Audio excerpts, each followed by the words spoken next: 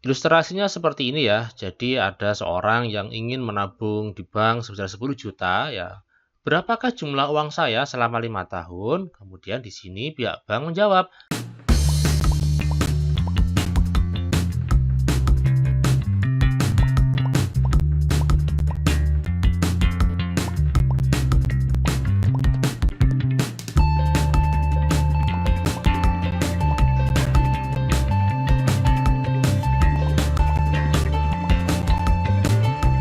Bismillahirrahmanirrahim. Assalamualaikum warahmatullahi wabarakatuh. Oke, sobat semuanya, kita masih bicara tentang aritmetika sosial. Dan ini kita lanjutkan di bagian yang terakhir atau bagian yang ketiga.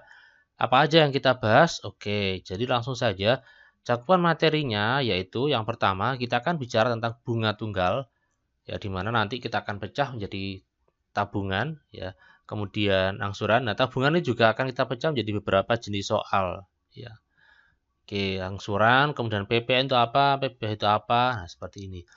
Jadi cakupan materi untuk video bagian ketiga adalah ini ya. Meskipun cuma 2 ya, tapi ini banyak ya karena soalnya bervariasi. Langsung saja ya, biar cepat.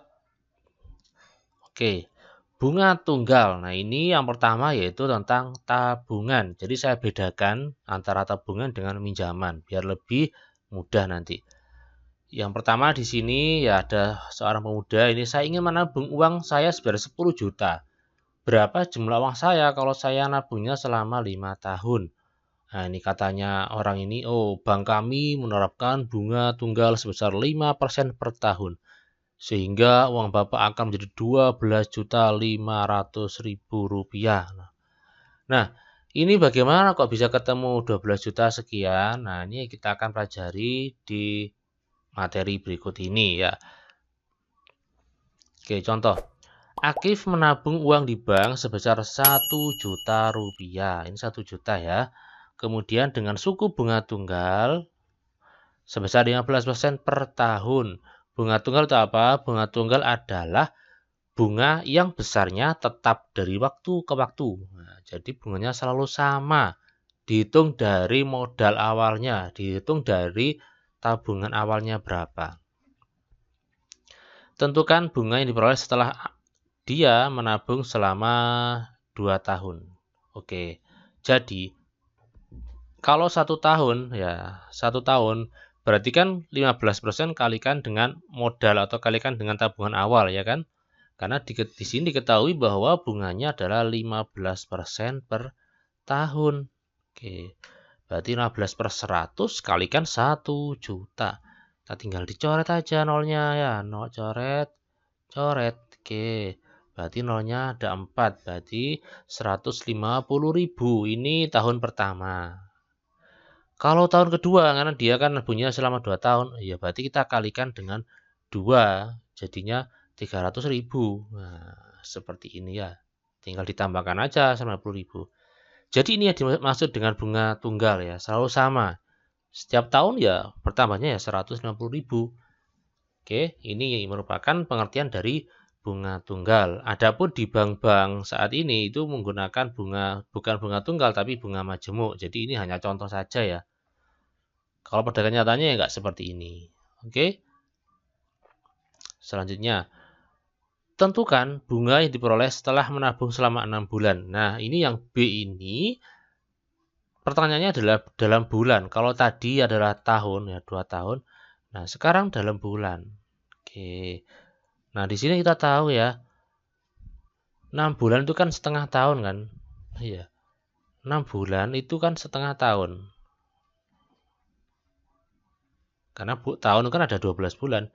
Sehingga kita kalikan aja setengah dikalikan dengan bunga selama 1 tahun berapa? 150.000. Berarti bunganya adalah 75.000. Oke. Jadi kalau ingin cara misalkan ditanya 5 bulan atau 7 bulan, maka caranya adalah seperti ini. Jadi 6 bulan ini 6 per 12. Kok per 12 dari mana? Nah, 1 tahun itu kan 12 bulan. Jadi 6 per 12. Oke. Itu ya. Ini kita kecilkan ini bagi 6 bagi 0 jadikan ini kan 1 per 2. Oke. Nah, ini ada rumusnya nih, rumusnya. Berdasarkan dari yang B, tadi kan bunga selama 6 bulan, berarti kan 6 per 12 ya, kalikan bunganya. Oke, sekarang kalau ditanya N bulan, misalkan 5 bulan, atau 3 bulan, atau 9 bulan, dan sebagainya, maka rumusnya adalah N per 12. Kalikan apa? B. B itu apa sih? Nah, B itu adalah bunga tunggal. Nah, bunga tunggal, ini tadi 15% ini. Nah, ini B itu bunga, bukan nama sebenarnya. Tab awal itu adalah tabungan awal atau nama lainnya adalah modal. Oke. Oke, agar lebih paham kita akan ke contoh berikutnya. Pak Adi menabung uang di bank sebesar 30 juta dengan bunga 10% per tahun. Tentukan besar tabungan Pak Adi setelah 8 bulan. Oke, jadi yang pertama kita tulis yang diketahui adalah tabungan awalnya 30 juta, ini modalnya ya. Terus kemudian persentase bunga itu 10%. Lama dia menabung adalah 8 bulan. Nah, ini saya pakai N ya. Ini berdasarkan rumus yang di kotak biru ini. N-nya N bulan, berarti adalah 8 bulan. Ditanya apa? Bunga dan juga tabungan akhir atau tabungan setelah 8 bulan. Oke. Yang pertama kita cari bunganya dulu, bunga selama 8 bulan. Oke. Di sini diketahui bahwa N-nya itu 8, N-nya 8, kemudian B-nya 10, berarti 10% kan ya. Terus tabungan awalnya 30 juta. Oke, seperti ini. Sehingga kita masukkan aja. Ya, 10% itu 10 per 100. 8 per 12 ini enaknya kita kecilkan. Kita bagi dengan 4, bagi dengan 4. Sehingga ketemunya 2 per 3. Oke, seperti ini. Nah, sekarang kita tinggal mencoret-coret. Coret aja ini, coret ya. Ini coret ini. Oke. Berarti nolnya sudah hilang semua. Sekarang 3 dan 3 ini kan habis. Berarti tinggal apa? 2 juta. Oke. Jadi 2 juta. Sengaja nolnya tidak saya tulis biar enak kalau membacanya. Berarti Pak Adi ini mendapatkan bunga sebesar 2 juta. Sehingga uangnya berapa sekarang? Uangnya tabungan selama 8 bulan menjadi 30 juta ditambah 2 juta berarti 32 juta. Oke, ini ya cara menghitung suku bunga tunggal. Dalam hal ini kita bicara tentang tabungan. Oke, bisa dipahami ya? Oke, baik. Selanjutnya. Nah, contoh berikutnya. Ini kalau ditanya lama menabung atau yang ditanya adalah N-nya. Aji menyimpan uang sebesar 1.500.000 di sebuah bank. Bank tersebut memberikan bunga tunggal 12% per tahun agar jumlah tabungannya menjadi 1.620.000, maka Aji harus menabung selama, oke, kita tulis yang diketahui, persentase bunga atau B-nya adalah 12%. Kemudian untuk mencari bunga, berarti keuntungan ya adalah selisih dari tabungan akhir dengan tabungan mula-mula atau modal. Sehingga kita dapatkan 1.620 dikurangi 1.500. Ketemunya 120.000. Nah, ini adalah bunga selama N bulan. Nah, diketahui lagi tabungan awalnya adalah 1.500.000. Ditanya lama menabung N. Oke. Langsung kita ke rumusnya ya. Jadi bunga selama N bulan sama dengan N per 12 kali B persen kali tabungan awal. Bunga selama N bulan itu tadi didapatkan 120.000. Nah, N-nya nggak tahu. B persennya tahu 12 B-nya. Tabungan awalnya tahu. Oke, kayak gini. Sekarang kita tinggal coret-coret. Oke, coret 12-nya. Nolnya 2 coret. Oke, berarti tinggal apa ini? Setelah kita coret, maka kita dapatkan yang diruaskan ini 15.000 kali N. Nah, ini ruas kirinya 120.000. Nah, ini kita sudah belajar tentang PLSP, maka kita tinggal pindah ruas, ini perkalian menjadi pembagian. 120.000 dibagi 15.000 ya.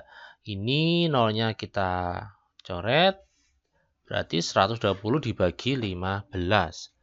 Ada berapa? Ada 8. Sehingga Aji ini harus menabung selama 8 bulan. Jawabannya adalah yang A. Oke, bisa dilanjut ya. Berikutnya. Nah, ini ditanya persentase bunga. Oke, kalau tadi N, sekarang ditanya adalah persentase bunga. Ya, contoh, Fahim menabung uang di bank sebesar 8 juta.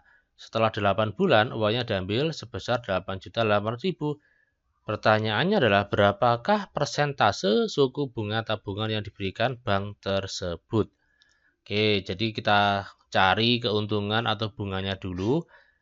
Jadi tabungan akhir dikurangi tabungan awal. 8.800.000 dikurangi 8 juta. Ketemunya 800.000.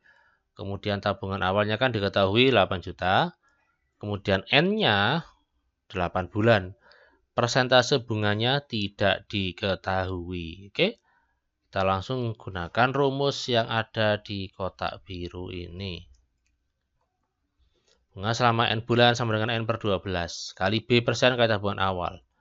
Di mana N-nya adalah 8. Nah, sudah tahu tadi ya, N-nya kan 8. Tinggal dimasukkan aja. Ini kan 8. Ini juga 8. Tadi sudah ketemu ini. Dari mana? Dari ini selisihnya tadi ya. Oke. Setelah ini kita tinggal melakukan pencoretan ya. Coret aja nolnya ini. Oke, tinggal 80.000. Sekarang 8 sama 12 bisa kita kecilkan kayaknya ya. Oke. Baik. Ini 80.000 ini langsung saja kita jadikan kali. Ya, sorry, bagi. Ya, biar lebih enak bacanya. Karena kebetulan sama-sama 8-nya ini. Oke, kita coret nolnya ini. Nolnya 3, oh nolnya 4, berarti nolnya 80 bagi 8, berapa 80 bagi 8? 10 ya kan. Terus kemudian 8 per 12, ini kita bagi 4, ini bagi 4 ya, jadinya adalah 2 per 3. Terus ini pindah menjadi perkalian, perkalian tapi dia dibalik. Jadi 2 per 3 ini menjadi 3 per 2. Kenapa? Karena sebetulnya adalah ini di mana ya? Di sini. Ini sebetulnya 10 dibagi 2 per 3. Terus diubah jadi perkalian. Jadi 10 kali 3 per 2. Oke. Dicoret-coret jadi 5. 5 kali 3 maka 15. Ya, sehingga bunganya adalah 15% per tahun. Oke, seperti ini ya, bisa dipahami ya. Baik, kita lanjutkan lagi tentang apa ini? Pinjaman koperasi ya. Oke, biasanya memang di bank atau koperasi simpan pinjam itu biasanya melayani peminjaman. Nah, biasanya ini digunakan untuk usaha-usaha. Contoh ini, seseorang meminjam uang di koperasi simpan pinjam sebesar 6 juta. Dengan bunga 1,5% per tahun. Oke. Oke, ini ada keterangan 1,5%. Ada koma, ada persen. Kalau 15% itu kan 15 per 100. Kalau 1,5% jadinya 15 per 1000 karena ada komanya. Oke. Lanjut. Jika lama meminjamnya adalah 12 bulan, maka besar angsuran yang harus dibayar setiap bulan adalah, apa sih angsuran itu? Angsuran adalah cicilan. Lanjut. Diketahui besar pinjamannya 6 juta. Persentase bunganya 1,5% per bulan. Nah, kalau tadi kan ada keterangan per tahun. Ini per bulan. Makanya kecil 1,5. Lama minjam 12 bulan atau 1 tahun. Besar angsuran sama dengan berapa? Ya, yang pertama kita cari bunga selama dia minjam. Kan dia minjamnya kan 12 bulan kan ya. Berarti tinggal kita kalikan aja 12 kalikan 1,5%. Jadinya berapa ini? Ini kalau kita kalikan jadinya 18% ya. Ini kalau kita kalikan jadinya 18% nih. Ini kalau kita kali jadi 18%. Kalikan Besar pinjaman, berapa pinjamannya? 6 juta. Oke. Nah, kayak gini nanti silakan dihitung. Nah, kebetulan ini saya tidak menggunakan ini yang di atas, tapi alternatif lain yaitu kita jadikan 15/1000 ya. Tapi sama hasilnya, ada itu 1.080.000. Ya, ini kalau dia meminjam di bank selama 12 bulan, maka dia harus menanggung bunganya sebesar 1.080.000. Kemudian untuk mencicil per bulan, ya karena dia itu mencicilnya itu selama 12 bulan, maka N-nya jadi 12. Berarti 6 juta ditambah 1.080.000 dibagi 12. Ini kalau saya enaknya ini dibagi dua-duanya, jadi nggak usah ditambah ya. Kita bagi dua-duanya, 12 dengan 6 juta, ini ada titiknya, 6 juta, ketemunya ini 500.000 kan ya. Kemudian 108 ini kalau kita bagi dengan 12 ketemunya adalah 90.000. Kemudian kita tambahkan. Nah, kayak gini. Sehingga dia harus mencicil, membayar sejumlah 590.000 per bulan selama 12 kali atau 12 bulan. Karena membayarnya adalah setiap bulan. Oke, kita ke contoh berikutnya di mana bunganya adalah per tahun sekarang. Oke, lanjut. Nomor 2, Bu Tejo meminjam uang di koperasi sebesar 400.000 dengan bunga 18% per tahun. Jika lama meminjamnya 5 bulan, nah ternyata dia pinjamnya nggak sampai setahun. Oke. Besar angsuran yang dibayar setiap bulan adalah ya besar pinjaman 400.000. Lama meminjam 5 bulan. Persentase bunganya itu 18% per tahun. Oke. Yang pertama kita mencari besar bunga selama 5 bulan. Yaitu 5/12. Jadi sama ya, sama kayak mencari tabungan ya, sebetulnya sama kok. Cuma nanti harus dibagi dengan cicilannya. Oke.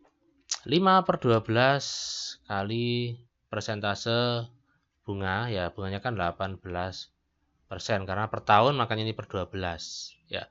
Coba kalau tadi itu kan per bulan, maka nggak pakai per 12. Oke, itu bedanya ya. Kemudian kita bagi aja. Nolnya coret ya, nolnya coret.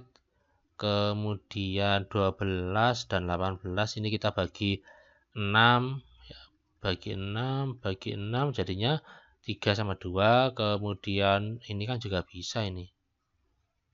Ya, 2.000. Oke, ketemunya adalah 30.000. 5 kali 3, 15. 15 kali 2.000, 30.000. Jadi ini adalah bunga selama 5 bulan. Kemudian untuk mencari cicilan atau angsuran, kita tinggal membaginya. Apa yang dibagi? Yang dibagi adalah pinjamannya tadi, 400.000 tadi, ditambah dengan bunga selama 5 bulan dibagi 5. Nah, seperti ini ya. Jadi 400.000 dibagi nih. Ini bisa dicoret ya. 30 kan ini bisa jadinya 6.000 kan. Ini 40 dibagi 5 itu kan bisa kan ya. Jadinya berapa? 8 kan. Berarti ini 80.000. Oke, kayak gini. Berarti jawabannya adalah besar angsurannya 86.000, sehingga Bu Tejo harus membayar sejumlah uang 86.000 per bulan selama 5 bulan. Oke, jadi ini ya cara menghitung pinjaman atau cicilan atau kredit kalau bunganya tunggal. Oke, semoga bisa dipahami. Kita lanjut ke tentang pajak. Bagian yang terakhir dari aritmetika sosial, pajak. Pajak adalah besaran nilai suatu barang atau jasa yang wajib dibayarkan oleh masyarakat kepada pemerintah. Ya, besaran pajak diatur oleh undang-undang yang sesuai dengan jenis pajak. Jadi pajak itu merupakan apa ya, dari kita untuk membayar ke pemerintah, kemudian dari pemerintah nanti digunakan untuk keperluan rakyat ya, entah itu membangun jalan atau membangun apa ya, itu dari pajak yang dibayarkan oleh rakyat, dari rakyat oleh untuk rakyat. Kemudian di sini yang akan kita bahas, jadi pajak itu kan banyak sekali, tapi untuk kelas 7 ini yang kita bahas ada dua. Yang pertama PPN, yaitu pajak pertambahan nilai. Ini kalau kalian makan di rumah makan ya, itu dikenai pajak 10% ya dari PPN. Pajak yang harus dibayarkan oleh pembeli kepada penjual, entah itu jasa atau barang. Biasanya kalau kalian di rumah makan atau di supermarket itu ada keterangan di struknya itu ya, pajak PPN 10%. Biasanya memang 10% kalau PPN. Contoh, Ari yang beli sepeda motor dengan harga 25 juta dan dikenakan PPN sebesar 10%. Maka yang harus dibayarkan itu berapa? Ya kita tinggal hitung aja. PPN-nya 10% kalikan 25 juta. Ya, coret-coret nolnya ketemunya 2.500.000. Oke, kalau masih bingung cara menghitungnya, ini caranya adalah 10/100 kalikan 25 juta, nolnya coret 2. Ya, berarti nol tinggal berapa? 1, 2, 3, 4, 5, nya 5. Jadinya 2.500.000. Berarti hari ini harus membayar ditambah ya, 25 juta ditambah PPN plus PPN. Nah, berarti jadinya apa? 27.500 ya, 27.500.000 itu. Jadi motornya itu awalnya seharga 25 juta, karena dikenai PPN maka jadinya 27.500.000. Oke. Yang kedua, sekarang kita bicara tentang PPh atau pajak penghasilan ya. PPh itu biasanya diperuntukkan bagi karyawan atau pekerja, dengan dimana gaji kita dipotong kemudian diserahkan ke negara untuk kepentingan rakyat. Seperti ini ya, pemotongan gaji dari pekerja yang diberikan kepada pemerintah. Contoh, seorang karyawan mendapatkan gaji 6 juta dengan penghasilan tidak kena pajaknya 1 juta. Jika PPh-nya 15%, maka besar gaji yang diterima adalah jadi karyawan di sini, karyawan itu pegawai ya. Gajinya itu 6 juta, di mana yang ini 1 juta tidak kena pajak, terus yang 5 juta ini kena pajak. Nah, berarti pajaknya itu dihitung dari 5 juta. Sementara yang 1 juta tidak kita kalikan. Oke, kita hitung ya. Berarti PPh sama dengan 15%, karena persentasenya 15, kalikan 5 juta. Coret-coret tolnya, jadinya 750.000. Ini PPh-nya. Sehingga gaji yang diperoleh adalah 6 juta. Ya, awalnya kan 6 juta dikurangi PPh. Kok dikurangi, Pak? Iya, kan potongan. Kalau tadi ditambah, karena kita yang membayar ke pemerintah. Sekarang gaji yang kita terima dipotong oleh PPh untuk negara. Makanya 6 juta dikurangi PPh. Nah, berarti dikurangi 750.000. Jadinya 5.250.000. Yaitu jawabannya mana ini? B ya. Oke, seperti itu ya. Semoga bisa dipahami ya. Jadi aritmetika sosial sudah semuanya ya. Oke, saya kira itu. Terima kasih atas perhatian kalian. Semoga ilmunya bermanfaat dan barokah. Mohon maaf atas segala kekurangan. Saya akhiri, wassalamualaikum warahmatullahi wabarakatuh.